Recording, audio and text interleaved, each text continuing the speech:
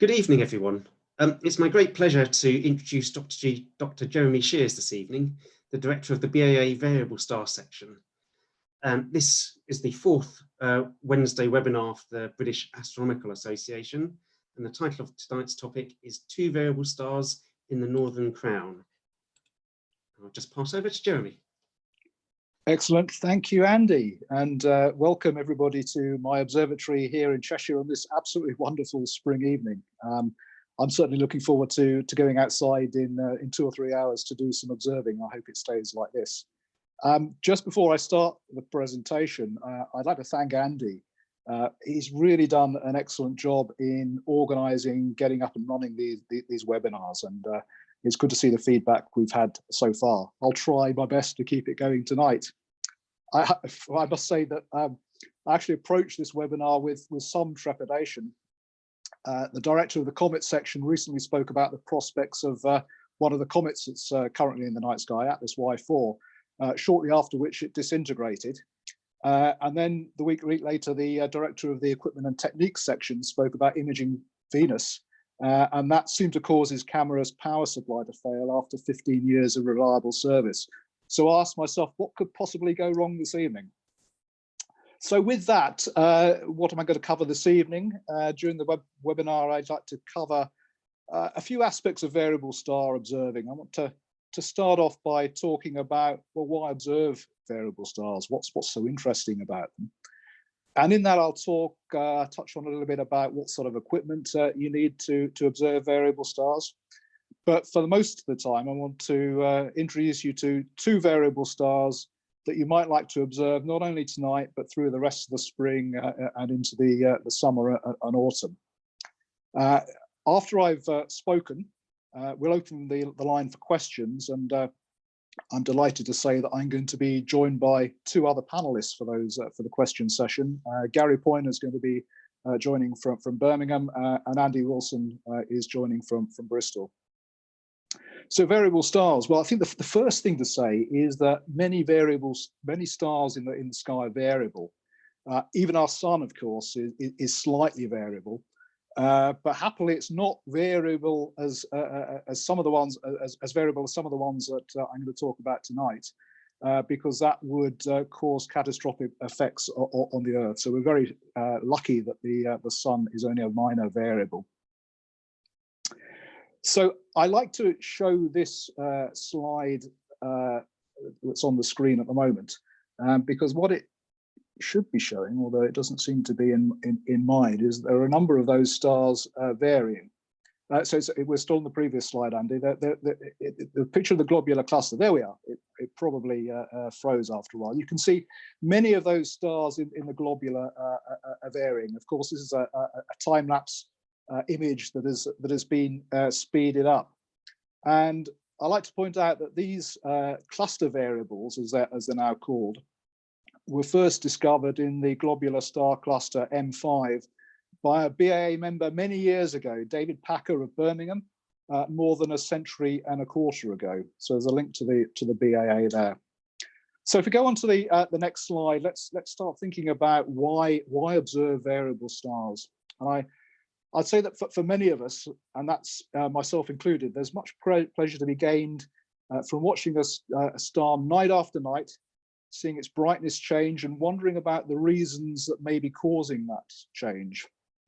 And in doing so, some of those stars become old friends. And like old friends, it's interesting to see how they are. I go out each night trying to see if they've changed, if some of them are up, if some of them are down, or what on earth's going on. So that's a bit of a subjective reason. There are, of course, scientific reasons for observing the variables, and why collection of large amounts of data is an important and indeed a useful activity.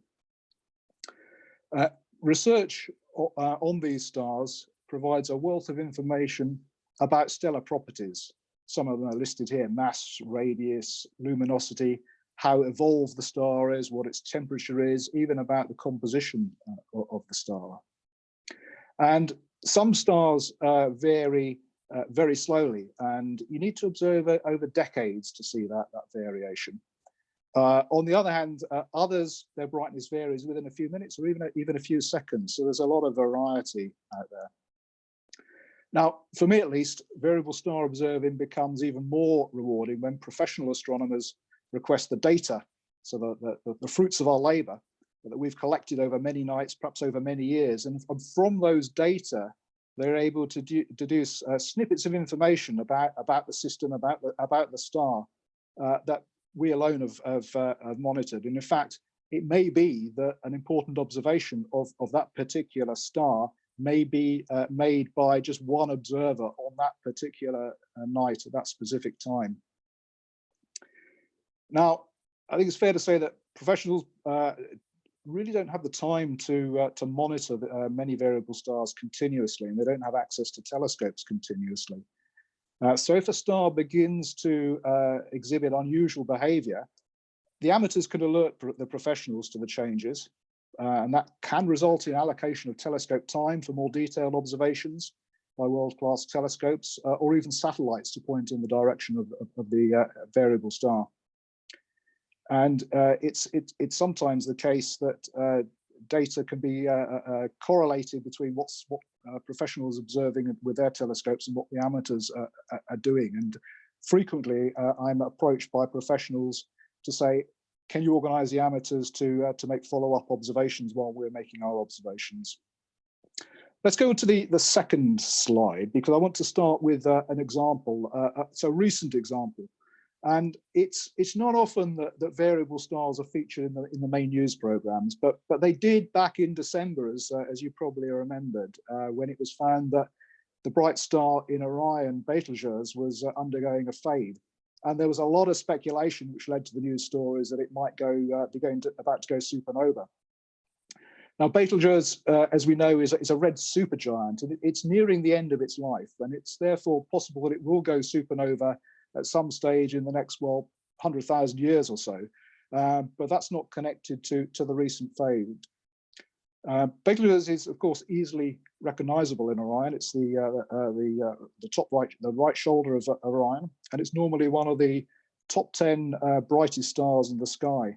But last October, it began to get dimmer, and it gradually faded. And by mid-February, it's lost more than 2/3 of its brilliance, as shown in this animation in the top left by Tim Weatherall of Somerset. So visual observers saw the star fade from a magnitude of about 1/2, so a really bright star, to around magnitude 1.7 in February. And you can see that fade in this light curve, which comes from the variable star section database. It shows the brightness on the left-hand axis, the y-axis, and the date on the x-axis. It's now almost back to normal brightness, although we're about to lose it from view. It's getting very low in the west in the evening. So we know that Betelgeuse is a pulsating star, and as it pulsates, it varies in brightness. And there's several periods over which it pulsates. There's probably a 400-day period and a 6-day period, and it seems to occur from time to time that the minimums of these various fade cycles line up, and that's when you see the fade. But there's another piece of information, and that came from the Very Large Telescope in Chile on the top right, which showed that there was an unusual darkening of Betelgeuse, which seems to be associated with large dust grains, and they might have contributed to the fading. So if we go on to the next slide, let's talk about some of the equipment that you need. And I think one of the beauties of variable star observing is that you can use whatever kit you already have, even if that's the naked eye, as we've just seen with Betelgeuse. It was amateur naked eye observations that enabled professionals to really begin to answer the questions that were posed by the fading. Binoculars provide a lifetime opportunity with variables, many are available, and of course a small telescope even more. There are basically two kinds of observing. One is visual observing, say with binoculars, where you compare the brightness of a star with other stars of known brightness in the same field. And another example is photometry, where you either use a CCD camera or perhaps a DSLR digital camera. And here you take an image with one of those cameras and you use software to work out what the brightness of the variable star is. Tonight, I'm going to focus on visual astronomy. Many other ways you can get involved in variable star astronomy. Some people use remote telescopes over the internet. Others do spectroscopic observations, and even some people, when it's cloudy, like to analyze the data that amateurs have gleaned over the years. So we move on to the next slide. The thing I want to stress here is that variable star observers tend to observe alone in their back gardens. That's the nature of the beast. But in reality, it's a team sport. And again, I'd like to illustrate this with this plot from the variable star section database. Again, there's the brightness of the star on the left-hand side. So the top of the axis, it's brighter, and at the bottom of the axis, it's fainter. And on the y-axis, you can see the date from the 1st of January 2000 up until near the present time. The more observers, the better quality of data and the better light curve you get as a result. The issue is that for many of us as individuals, we can't observe all the time every night. It's cloudy sometimes, we have work commitments, other commitments. So take this example, the light curve showing observations from Sean or Brighton. Interesting data plot there. Moving on to the next slide, if we add just one more observer, and in this case, we add Mike Gainsford's observations to Sean's, we immediately see more detail in the light curve. We begin to see actually what's going on here, but still there are sections missing.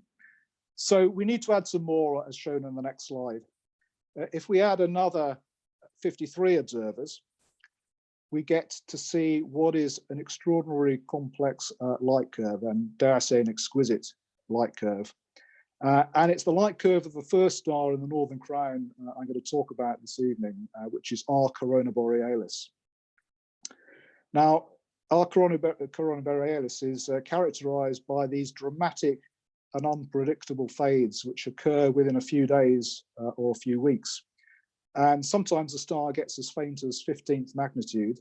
And over subsequent weeks or months, the star re-brightens to the limit of naked eye visibility at around the 6th magnitude. And you can see in the plot here, in 2007, the star faded a full 8 magnitudes. And that occurred in only 33 days. And it was faint for a number of years after that. There were a couple of dips and rises. But it's almost recovered now, bar for a fade last year that you can just see at the right hand of the plot there. So what on earth's going on here? Let's think about what's going on if we look at the next slide. R Corona Borealis has been a favourite with observers ever since it was discovered in 1795 by Edward Pigott, who was observing from Bath. I say that's the city of Bath. He wasn't in his bath. It's not something I would recommend for observing variable stars. We now know that R Corona Borealis is a yellow star. It's a giant star. It's about 100 times bigger than the Sun. And it's what astronomers call a highly evolved star. It's been around a bit, shall we say. And compared to the average star, it's unusually poor in hydrogen.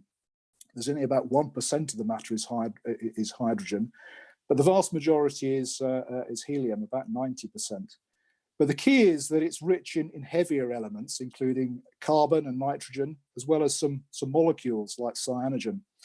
And it's thought that these fades are caused by condensation of carbon soot, effectively, which puffs out into space from the star.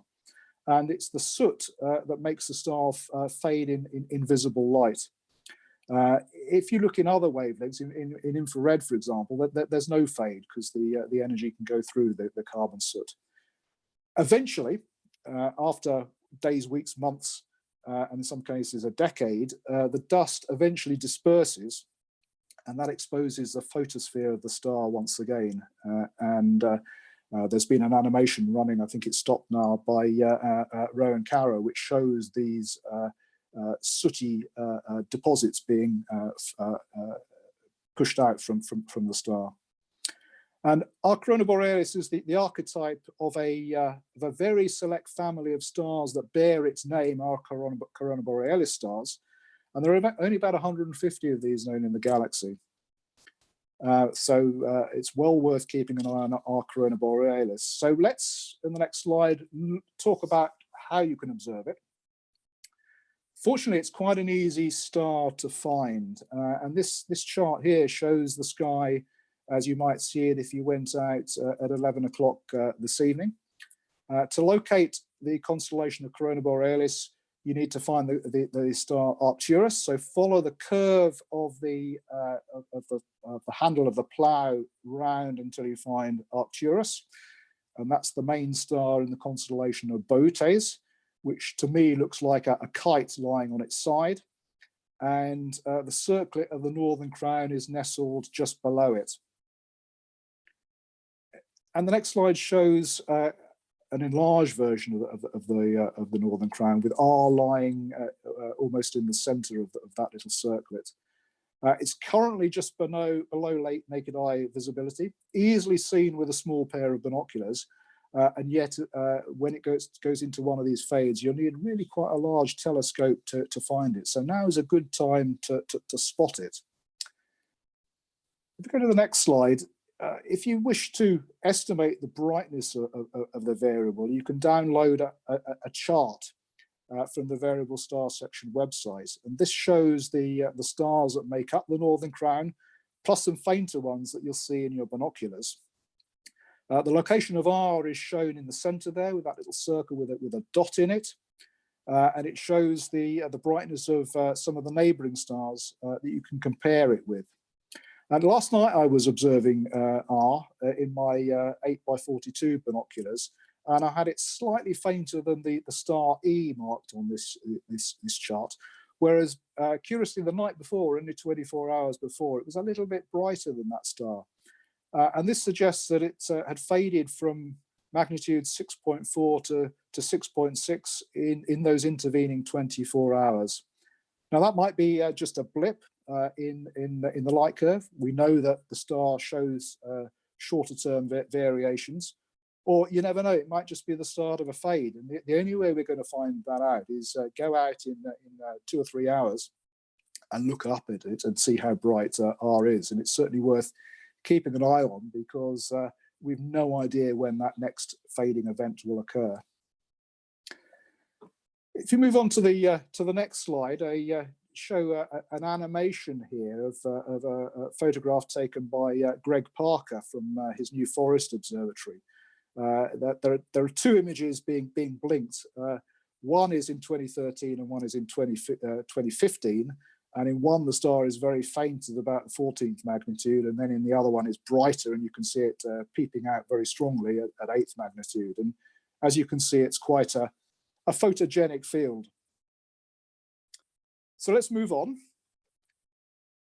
If we now look at another famous star in Corona Borealis, this time the star known as T. So T Corona Borealis is a very different kind of star, and there you can see it marked on the star just outside that circlet of the crown. Now, normally, and certainly last night, the star slumbers at around 10th magnitude, but back in May 1866, it was spotted by John Birmingham, a resident of Tuam in Galway in Ireland, as a new star, a bright new star or nova in the night sky. And its brightness was magnitude 2, so it was easily visible to the naked eye, and it outshone the brightest star in Corona, which is called Alphecca. But it faded back very quickly.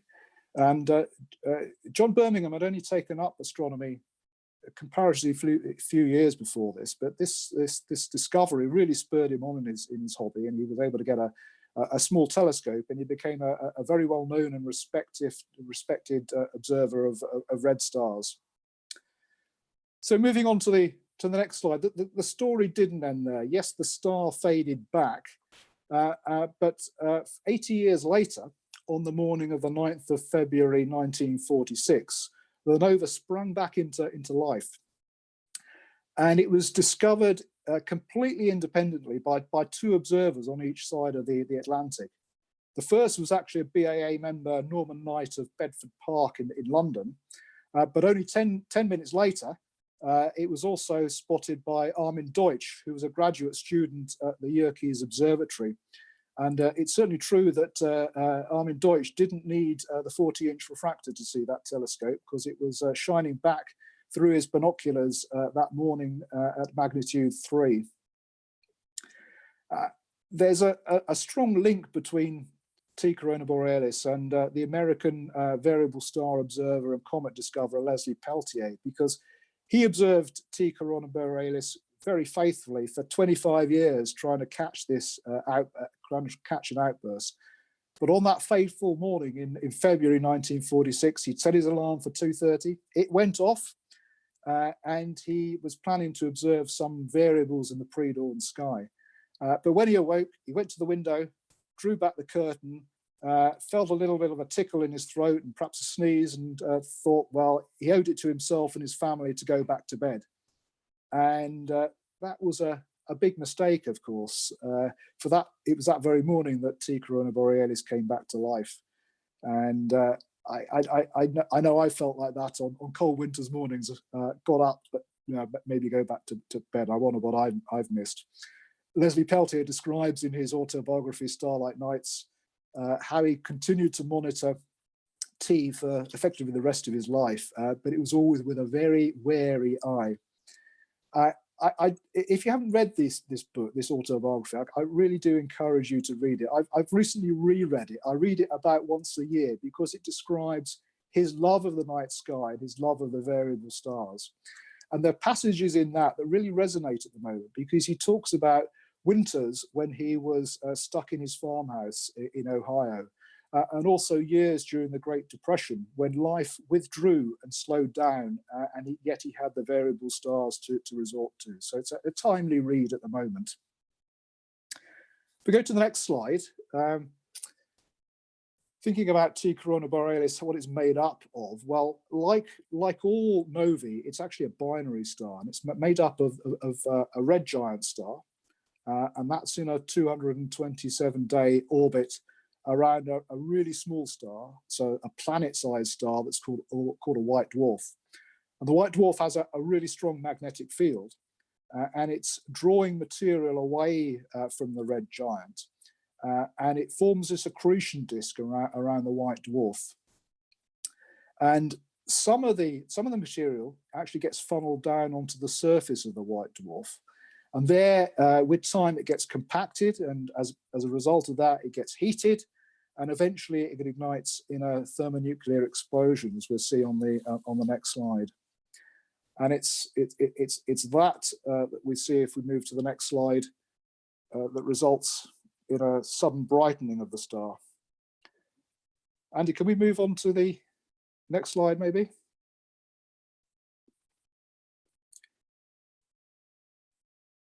Thank you.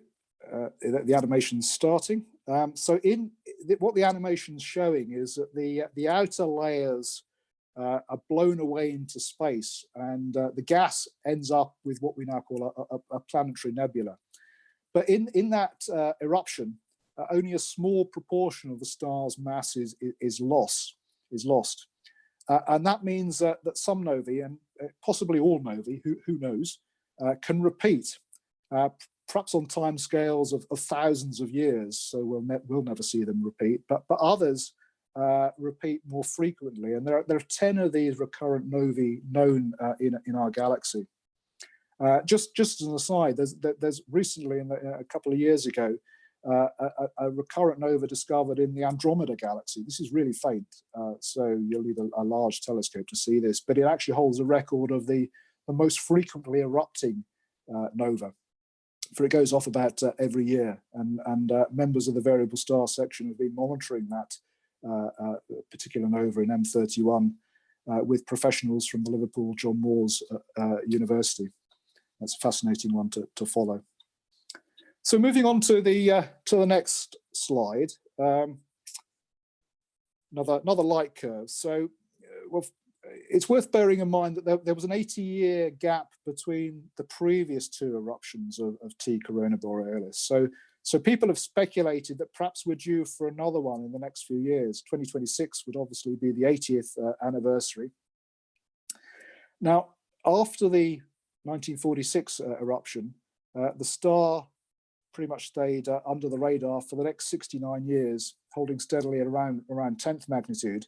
But that began to change in February 2016, when it inched up slightly to magnitude 9.2. People got really excited at this point. You can see there's a little bit of a peak in, that's identified by the red arrow. That the brightness wasn't sustained, but nevertheless, it is still brighter in the last 4 years than it has been for many years before. And in addition to that brightening trend, the star has also become a little bit bluer. And this combined blueness and brighter state is what astronomers call a superactive state. And tantalizingly, this last happened in 1938, just 8 years before its last great eruption. So will T Corona Borealis erupt tonight? Has it already erupted? Has somebody else seen it further east from here? Who knows, but surely it's worth keeping an eye out for. At the moment, if you were to go out and look for it tonight, you'll need a small telescope, something like a 75mm telescope will be able to show you that. Again, you can get star charts from the variable star section websites. Now, when it does go off, and it will go off sometime in the next few years, I'm pretty sure, telescopes all around the world, but also in space, will be directed towards it. It'll be visible to the naked eye, but you won't have long. Based on the previous two eruptions, it'll only be naked eye brightness for about 5 or 6 days. So move to the next slide. And really what I've covered this evening are just a couple of examples of different types of variable stars. There are many out there, many different families, cousins, brothers and sisters of the ones I've talked about this evening. But if you'd like to know more about variable star observing, do go to the section's website. Should point out that the BAA variable star section is actually the oldest, the longest established organisation for observing the variables. It's been around since, as long as the association, in fact, since 1890. We have over 3.5 million observations in our database. We can provide all kinds of advice about which variables to observe, depending on the equipment that you have. We have a mentoring scheme if you need help in starting observing, or we can supply the charts where you can download those from the website. And every 3 months we publish a circular, and I'll just give a plug for the current circular. If you haven't seen it yet, do download it free of charge from the association's website. It has a fascinating article by Mark Kidger about the recent fading event of Betelgeuse. It's really well written, and thanks to Mark for producing that. I thoroughly commend that to everyone. From time to time, we also organise observing campaigns on specific variable stars, and we organise meetings. There was supposed to be one in a couple of weeks, but obviously with COVID-19, that has been postponed. So moving to the final slide, I hope you've enjoyed hearing about these two very different variable stars in the Northern Crown. Maybe, just maybe, it's encouraged you to go out and have a look, check out what R is doing. Has it faded a bit more since last night, or is it back to where it was the night before? Has T gone over? Who knows? With that, I'll stop. Thank you for listening, and I'll open for questions and answers. Thank you, Jeremy. Unfortunately, I have an emergency at this end, so I won't be able to join the Q&A, but I will just unmute Gary to allow him to talk. I hope that's okay, Gary. And Gary will now be able to mute and unmute himself. Gary, can you hear us? Yeah, can hear you, Jeremy. Excellent. And Jeremy, yes. And also the best way to do this is going to be if people can submit the Q&A, which they'll find at the bottom of the screen, and they can type in questions. Unfortunately, I've got to leave the computer, and I'll come back in a little while, but I'm unlikely to be able to participate in the rest of the call. but I'll Yep, leave very good. everything running here. If you can, I don't know, Jeremy, can you see the Q&A from your end? Yeah, they've just come Okay. up. There are a couple of questions Thank that have come up. So thanks, guys, enjoying the webinar. Yeah, a couple of questions. This is from Mike Foyler. Hi, Mike. What filters are recommended? Well, depends what kind of observations you're making, Mike. If you're making visual observations, no filters, visual observations with your eye through the telescope, naked eye binoculars, that's fine.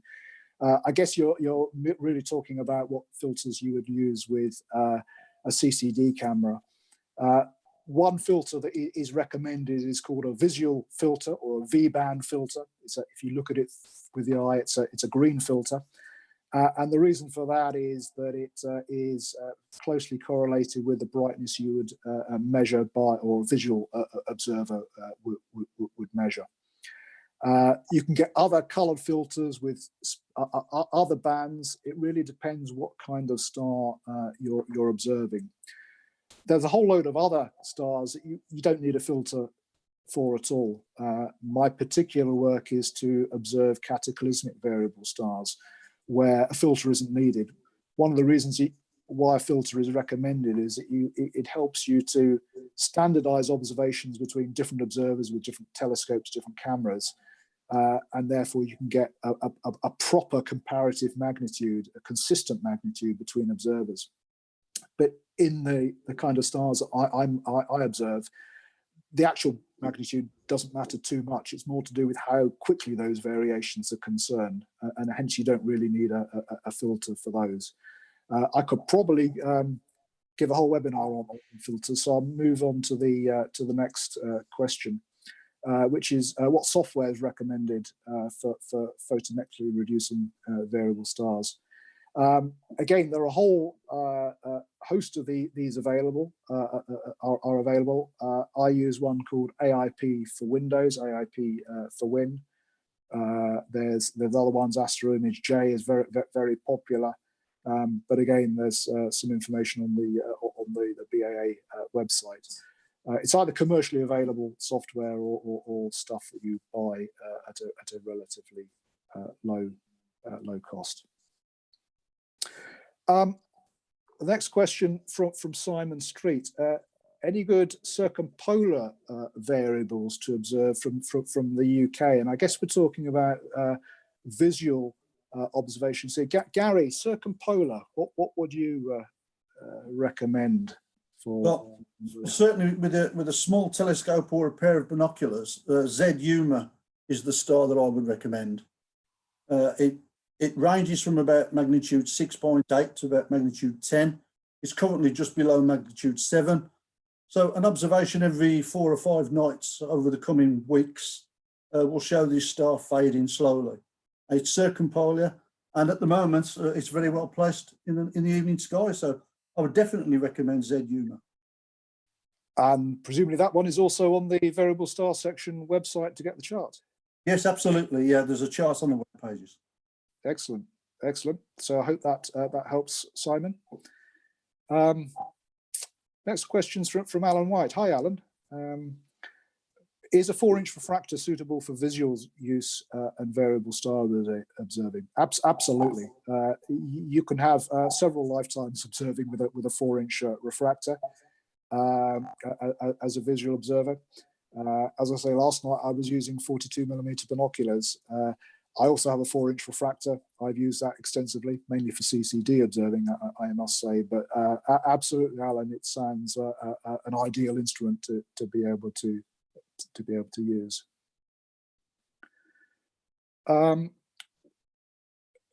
James Dawson's asking a question. What is the shortest period variable amateurs can observe and see a noticeable fluctuation in brightness? Gary, what do you think about that? Okay, so I think we're obviously going to talk about an eclipse star here. Mm-hmm. Naked eye, Algol, you can follow that for a couple of nights. There are lots of eclipsing binary stars on the BAA program. If you've got a telescope, the thing to do would be to look for an eclipsing cataclysmic variable in outburst. You can see over 2 magnitude change in 20, 25 minutes with one of those. So you need to keep abreast of what's going on in the CV world. And if that's the type of thing you're after, then look for something like that.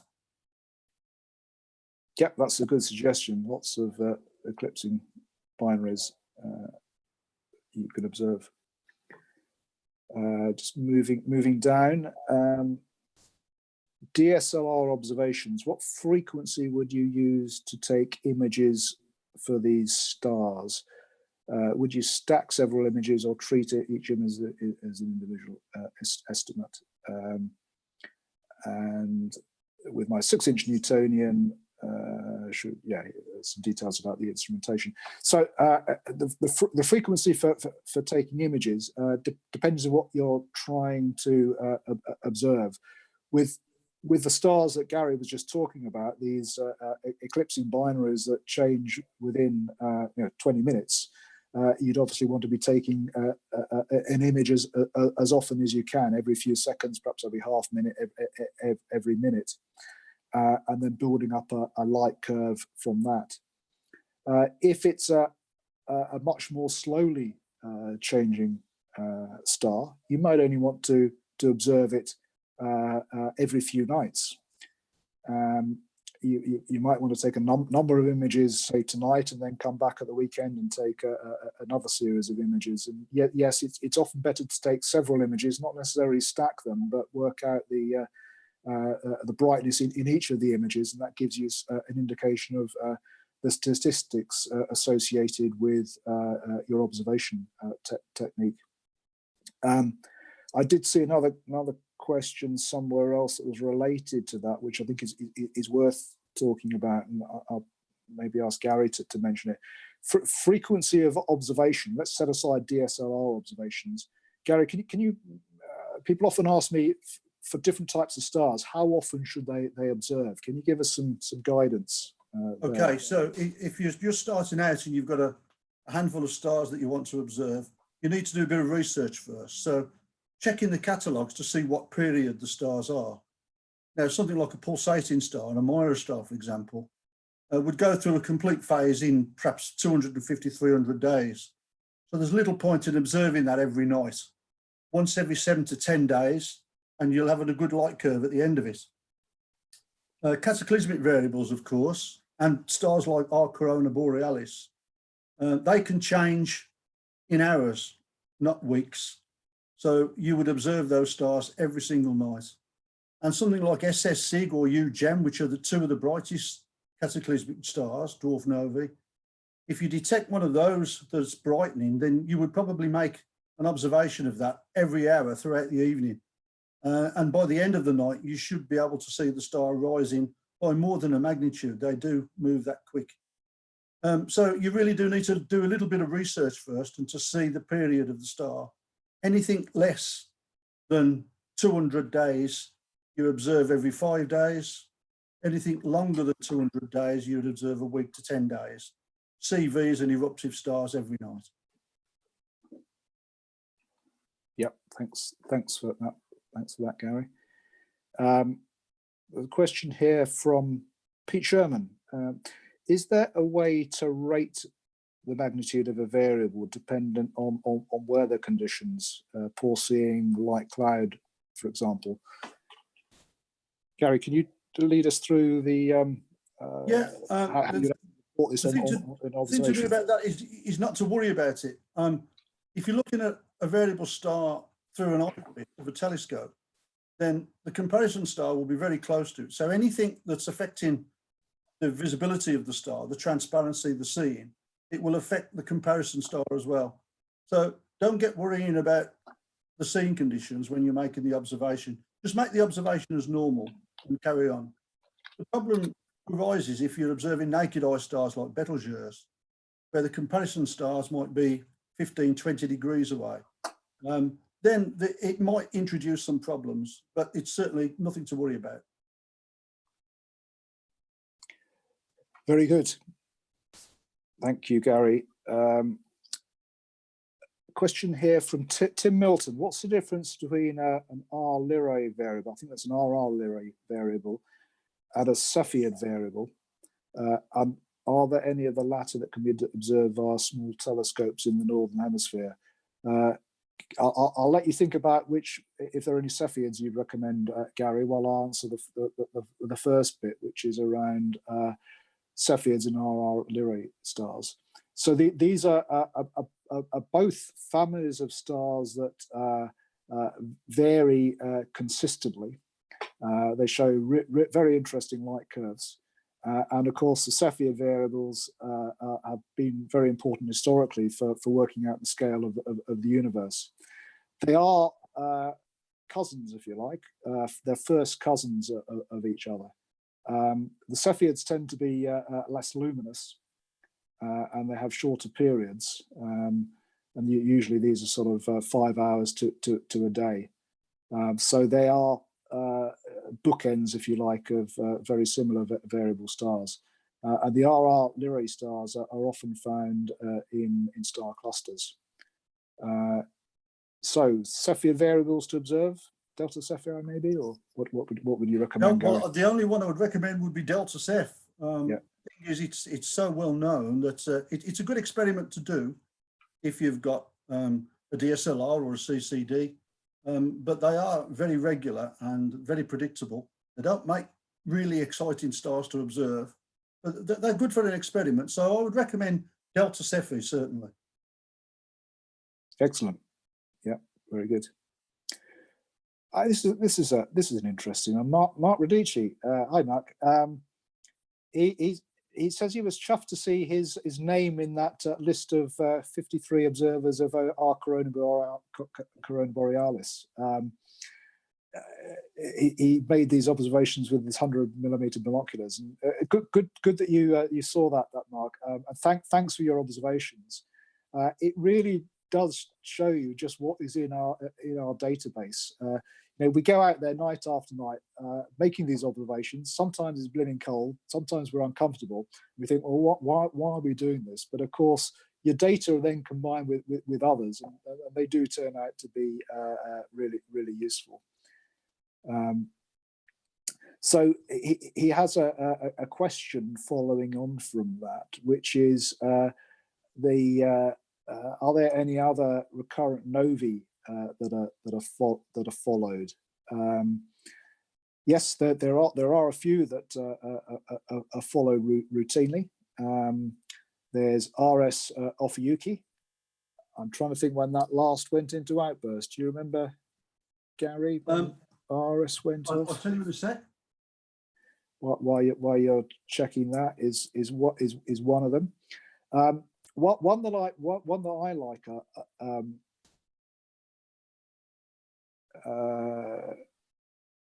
2005. 2005. Okay.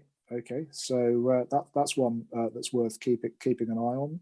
There's T Pixidus, but that's pretty far south. So if you're in the UK, it's almost it does rise, but it's really difficult to see. I remember Gary and I tried to see it from Winchester once when it was an outburst for a few years ago. Remember that, Gary? I do. I remember climbing up a flagpole trying to see it. Indeed, that was pretty uncomfortable, wasn't it? we didn't see it either. No, we didn't. Other recurrent novae, any that were on your list? There are a few, but they are quite faint. GK Per, I guess, would be the most famous. It was, of course, Nova Persei 1901, discovered by the Reverend Anderson. But since the 60s, it's been undergoing dwarf nova type outbursts. So every 3 years, it rises from about magnitude 13 up to magnitude 10, 10 and a half. So if you see an old nova active, then GK Per is the one to have a go at. Yep, that's a good one I like.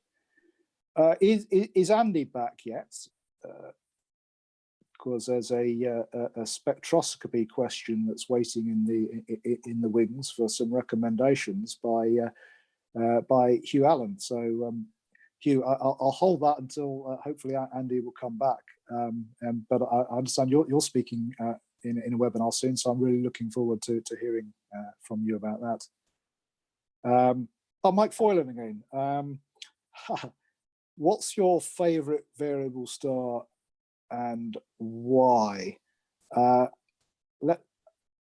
I'll say my favourite, and then Gary can say his favourite. So my favourite, and again I was looking at it last night, is actually a very, very faint star, I have to say. It's one that you need a telescope to see, and preferably a CCD camera. It has a prosaic name. It's V452 in the constellation of Cassiopeia. And I like it for a couple of reasons. One is it's absolutely a beautiful field. It's sparkling with stars of various brightness across the field. So it always gives me joy when I see that. But secondly, it's a dwarf nova. It suddenly brightens by several magnitudes, and there are hundreds and thousands of dwarf novae around. But V452 Cas is one of the most frequently outbursting. It goes off about every month or so. So it's not long that you have to wait before you see it coming into outburst. So that's always fun. It's circumpolar as well, which also helps. Gary, what's your favourite? Well, I don't even have to think about that. My favourite is an RCB star called DY Persei. I thought you'd say that. Yeah, it lies not far from the double cluster in Perseus, in a nice open cluster called Trumpler 2. And myself and the late Margareta Westland in Sweden first began observing this star in the early 1990s, when it was thought to be a minor pulsating star. And since then, I've made observations of it every night, and now it's a new type of subgroup of the RCB class. So it's a very special RCB star, and that's my favourite variable. Yep, that's a really good one. I see John is commenting about a US situation. I wonder if that's John Isles. Anyway, John noted that he tried to observe T-Pix from a cemetery on a hill, but the police ejected us. That was in Massachusetts, USA. Fortunately, the Winchester authorities didn't eject us, did they, Gary? But no, they certainly didn't. They might well have done. There is a question about where do I find Dr. Mark Kidger's article on Betelgeuse? So that's in the current variable star section circular. So if you go to the BAA homepage and you look on the right, you can see the observing sections listed, and the variable star section is there. Click on that and it'll open up the variable star summary page. And on that page, you'll see a link to the VSS Circulars archive. And there you can download all the circulars, which go back to 1st of March 1922. But you don't need to go back that far, because it's a current circular, 183 March 2020. Click on that and you can download a PDF.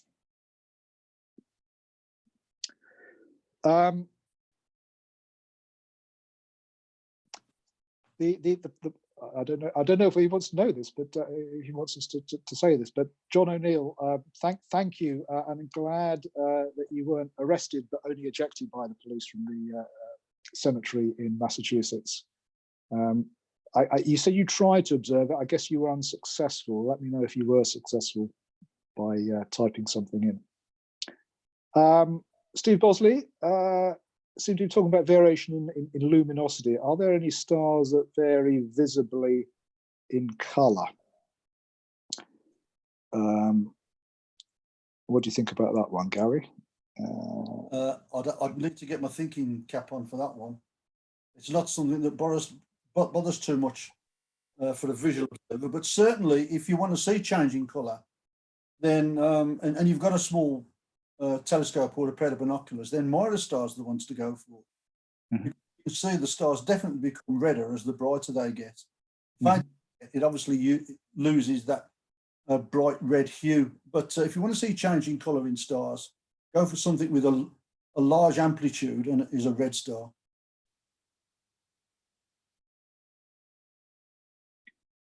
Very good. Oh yeah, John's continuing the saga of the ejection by the police from the cemetery in Massachusetts. No, he was ejected before he could make an estimate, unfortunately. T-Pix wasn't around for very long, was it? It was about three or 4 days, Gary, do you remember? Yeah, it was very short outburst. And as I said in the presentation, when T Corona Borealis goes off, it'll be around for a similarly short length of time. I think the interesting thing about T Corona, in 1946, 4 months after the outburst, it rose again to about magnitude 7.5. So it's had 2 outbursts. So that'd be something to look forward to. Yes. Yep.